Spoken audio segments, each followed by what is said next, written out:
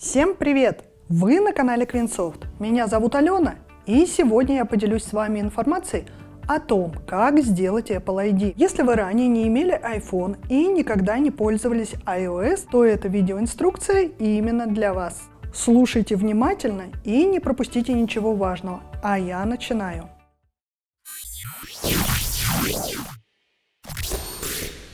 Что же такое Apple ID и зачем оно нужно? Это учетная запись, которая используется для доступа ко всем сервисам Apple, а именно iCloud – облачное хранилище, Apple Store – магазин приложений, Apple Music – для использования музыки и многое другое. Помимо развлечений, Apple ID необходим для хранения такой информации, как контакты и резервные копии. Полный образ вашего телефона – это приложения, SMS, последние набранные звонки, все операции, которые вы делали за последнее время.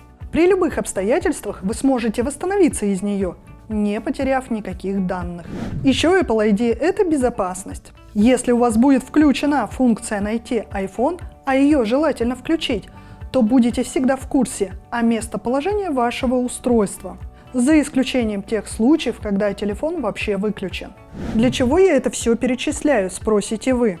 Для того, чтобы вы поняли ценность этой функции. Лично для вас очень важно запомнить сам Apple ID, а лучше всего записать, где никогда не потеряется, и его пароль. Это должно храниться, как вы храните паспорт или права. Для вас это вход в экосистему Apple. Без Apple ID вы для нее как человек без документов.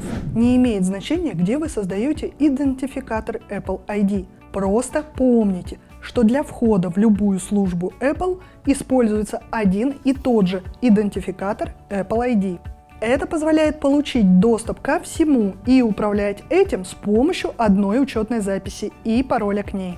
Итак, начинаем на новом своем iPhone заводить новую учетную запись. Для этого необходимо зайти в настройки. У нас с вами нет учетной записи, поэтому нажимаем «Нет Apple ID» или забыли его. Создать Apple ID. Здесь необходимо ввести свое имя, фамилию и дату рождения. Дата рождения должна быть такой, чтобы вам не было меньше 18 лет. Иначе Apple вас просто не зарегистрирует. Вводим имя. Вы свое, я свое. Фамилия. Дата рождения, допустим, 25 ноября 1990 года. Нажимаем «Далее» и переходим в меню e-mail. Здесь два варианта. Вы можете ввести свою старую почту или завести новую от Apple. Я буду делать новую, вы на свое усмотрение. Для этого нажимаю «Нет адреса электронной почты». Получить e-mail в iCloud. Здесь придумываем любое имя, которое вам нравится. Я введу Квинсофт. Ниже есть переключатель «Новости и анонсы от Apple». Можете его включить. Адрес электронной почты уже занят.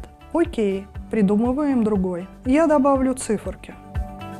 Этот адрес почты свободен. Создать email. Здесь необходимо ввести пароль. Пароль должен состоять минимум из 8 символов и включать как минимум одну цифру и одну прописную и одну строчную букву. Давайте придумаем. Например, 1, 2, I маленькая, P большая, фоне. 1, 2, I маленькая. Нажимаем «Далее». Здесь нужно ввести свой постоянный номер телефона, который вы не планируете менять в ближайшем будущем. Сейчас придет код подтверждения, это делается для идентификации вашего номера. Здесь можно прочитать все условия и положения. Нажимаем «Принять». Принять. Входим в iCloud. Здесь нужно подождать некоторое время. Забыла вам сказать в начале видео, что необходимо обязательно подключение к сотовой сети или Wi-Fi. Здесь необходимо ввести пароль, который используется для разблокировки вашего iPhone. Отлично, мы с вами только что зашли в созданный нами новый iCloud. Здесь мы сразу видим, что можно зайти в облачное хранилище и сделать синхронизацию контактов, календарей, сообщений, ваш серфинг в Safari. Также можно хранить и информацию о здоровье, платежные карты, Siri и так далее. И самое главное, о том, что я говорила в начале, это резервная копия вашего телефона. Нажимаете «Создать резервную копию», и все ваши данные из телефона будут храниться в облачном хранилище. Если опуститься ниже, то видим iCloud Drive. Он необходим для того, чтобы перебрасывать различные файлы между вашими устройствами Apple. Например, какие-то документы или фотографии. Наверху у нас есть информация о том, сколько в данный момент телефон использует облачного хранилища. 33 мегабайта из 5 гигабайт.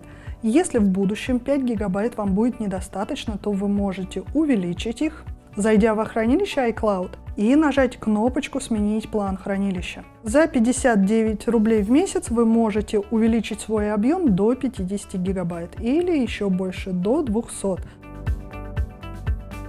Для того, чтобы пользоваться магазином приложения от Apple App Store, необходимо ввести платежные данные. Здесь снова вводим свой пароль, который мы уже с вами запомнили. Мы попали в меню App Store, включаем переключатель и нажимаем «Далее».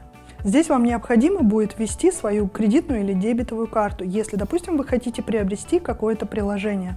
Далее заполнить обязательные поля и после этого нажать «Далее». Сейчас я вводить не буду, вы сделаете это самостоятельно. Если вы решили вдруг продать свой телефон или подарить его кому-либо, вам необходимо обязательно выйти из своей учетной записи. Для этого необходимо зайти также в настройки, опуститься вниз и нажать «Выйти». Для того, чтобы из нее выйти, вам необходимо ввести ваш пароль.